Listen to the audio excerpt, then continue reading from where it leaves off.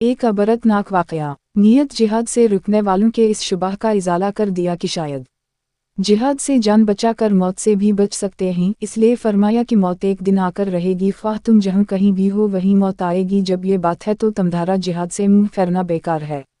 हाफिज़ इब्न कसीर ने इस आयत के ज़ैल में एक अबरतनाक वाक़या बरवायत इब्न जरीरी इब्न अबी हातिम मुजाहिद लिखा है कि पहली इमतों में एक औरत थी। इसको जब वज़ा हमल का वक्त शुरू हुआ और थोड़ी देर के बाद बच्चा पैदा हुआ तो उसने अपने मुलाजिम को आग लेने के लिए भेजा। वो दरवाज़ा से निकल ही रहा था कि अचानक एक आदमी ज़ाहिर हुआ और उसने पूछा कि ये औरत क्या जनी है।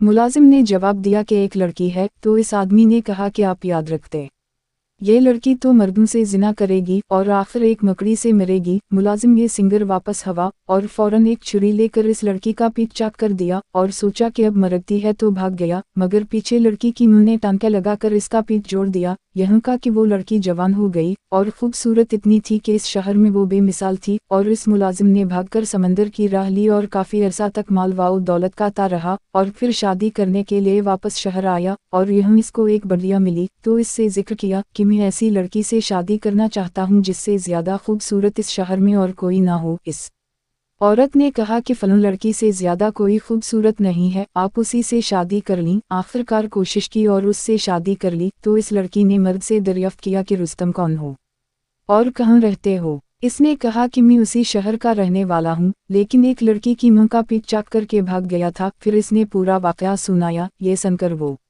बोली कि वो लड़की में ही हूँ। ये कहकर उसने अपना पीठ दिखाया जिस पर निशान मौजूद था। ये देखकर इस मर्द ने कहा कि अगर तो वही औरत है तो तेरे मुताल्लिक दो बातें बतलाता हूँ। एक ये कि तुम 100 मर्दों से जिना करोगी। इस पर औरत ने इकरार किया कि हम मुझसे ऐसा हवा है, लेकिन तादाद याद नहीं। मर्द ने कहा तादाद तो है, दूसरी बात ये कि तू मकड़ी से मरेगी।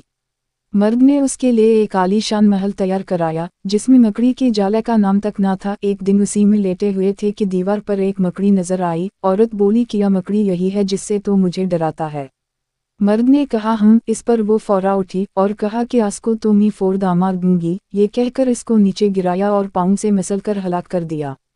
मकड़ी तो हलाक हो गई, लेकिन इसकी जहर की छींटें इसके पाँव और नाखूनों पर पड़े रखतीं, जो इसकी मौत का पैगाम बन गईं। इब्न कसीर, ये औरत साफ सुथरे शानदार महल में अचानक एक मकड़ी के जरिया हलाक हो गई। इसके बिलमुकाबिल कितने ऐसे आदमी हैं कि उम्र भर जंगों और मार्कों में गुजार दी, वह मूर्ति ना आई। हज़रत खालिद बिन वलीद जो इस्लाम के सिपाही और जनरल मारूफ व मशहूर हैं और सैफुल्लाह उनका लक़ब है, पूरी उम्र शहादत की तमन्ना में जिहाद में मसरूफ़ रहे और हज़ारों काफिरों को तहतीक़ किया, हर ख़तरे की वादी को बेखून व ख़तर अबूर किया और हमेशा यही दुआ करते थे कि मेरी मौत औरतों की तरह चारपाई पर ना हो, बल्कि एक निडर सिपाही की तरह मैदान जिहाद में हूँ। लेकिन आखिरकार उनकी मौत बिस्तर पर ही हुई। उससे मालूम हुआ कि ज़िंदगी और मौत का निज़ाम क़ादिर मुतलक़ ने अपने ही हाथ में रखा है। जब वो चाहे तो आराम के बिस्तर पर एक मकड़ी के ज़रिया मार दे और बचाना चाहे तो तलवारों की छाँव में बचाए।